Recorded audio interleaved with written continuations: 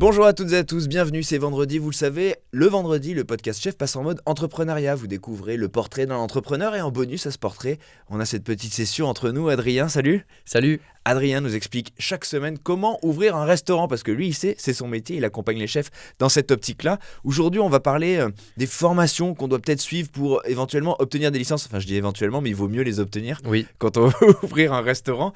Est-ce que tu peux nous expliquer justement comment ça se passe pour avoir le droit de vendre? Alors, on pense tout de suite à l'alcool et des choses comme ça, mais tu vas peut-être nous éclairer sur d'autres choses.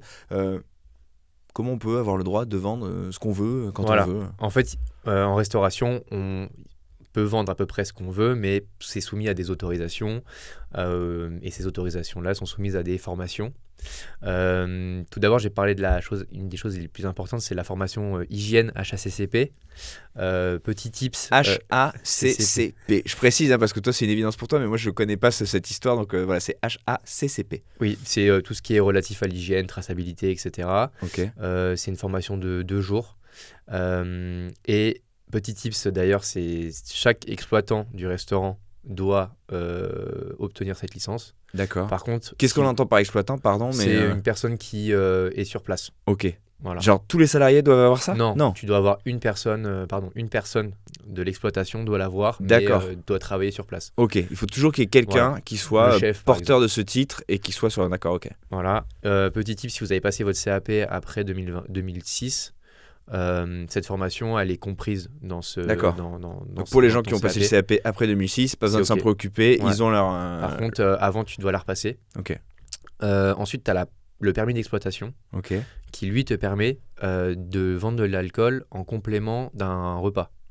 Ça, c'est obligatoire si tu souhaites te lancer dans la restauration type bistrot. Ouais. Par contre, une personne sur les statuts juridiques de la boîte, doit l'obtenir. D'accord. C'est-à-dire que par exemple, toi, David, tu as un restaurant. Ouais. J'adore l'idée. Tu n'y travailles pas. Ouais. Mais je l'ai. Par contre, t'es inscrit sur le CABIS. D'accord. Tu l'as.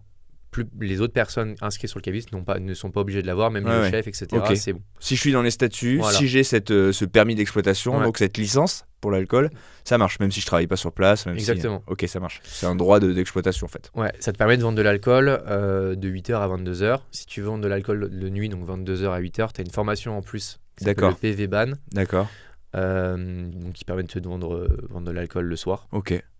Et après, ce qui est bien, c'est toujours de te rapprocher auprès de la mairie, savoir si tu as le droit de vendre à emporter ou sur place. Ça, je conseille.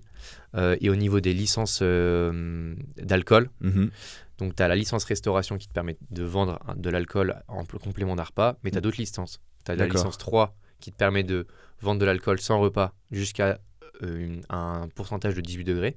D'accord. Et la licence 4 qui permet de vendre tout type d'alcool. C'est un peu la licence classique, mais c'est hyper dur d'obtenir ce type de licence-là. Mais la licence 3, c'est super bien, en fait, du coup, si tu as un restaurant, non? Ouais, c'est très bien. Et c'est facile à obtenir? C'est un peu plus facile à obtenir que la licence 4, mais c'est toujours un peu compliqué parce que en fait, les mairies, elles ont des quotas. Ah oui, il y a un nombre de licences à distribuer potentiellement. Par habitant. D'accord. Et généralement, en tout cas sur Paris, et je pense agglomération, les quotas sont vraiment tous atteints. D'accord. Donc soit tu déplaces une licence, donc tu rachètes une licence d'un autre restaurant pour la mettre sur ton restaurant à toi. D'accord. Mais tu dois obligatoirement passer par la mairie, donc je conseille de s'y prendre vraiment en amont. D'accord. Ça prend combien de temps d'obtenir un truc comme ça? Ça me paraît être le genre de truc qui te fait perdre 6 mois. On va en parler dans un prochain épisode, mais pour une licence, il faut compter au moins 2 mois. Ah oui, d'accord, ok. Qu'est-ce qu'il ne faut pas faire dans ces démarches-là? Parce qu'on se parle de démarches, là tu parles de mairie, il y a des formations. Qu'est-ce qu'il faut éviter? Déjà, premièrement, c'est se dire qu'on va passer sous les radars.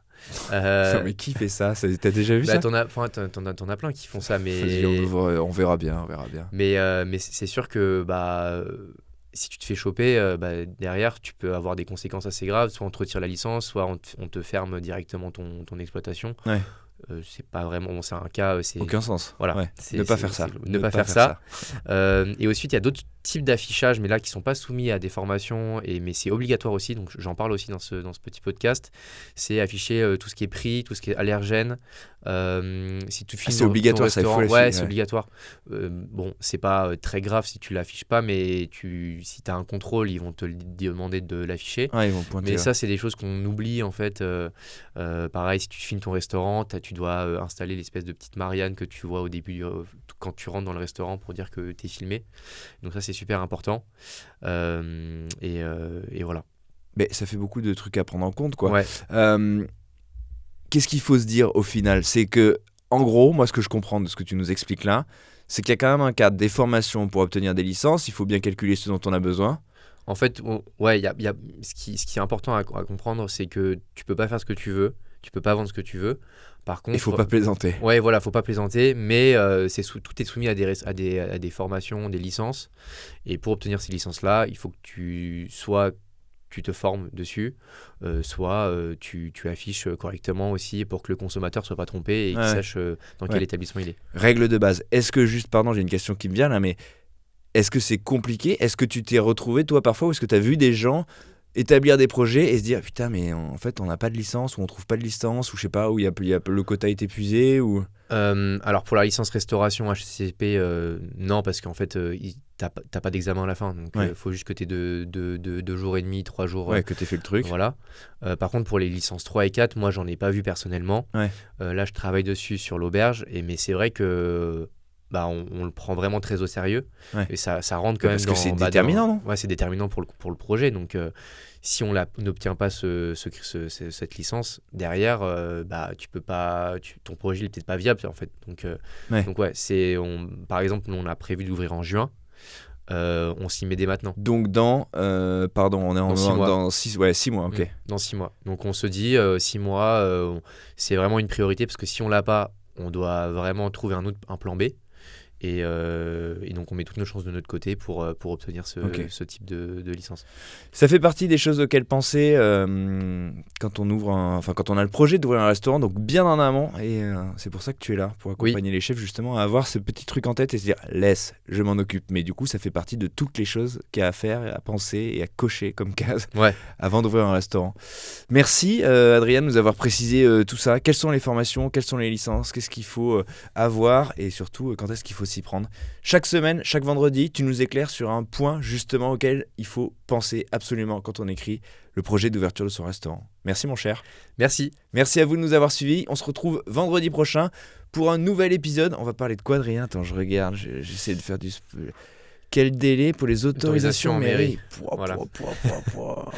Bon, en même temps, il faut le savoir, À la semaine prochaine donc pour un nouveau chapitre. Ouvrir son restaurant, c'est tous les vendredis. Merci Adrien. Merci à vous, pensez à liker.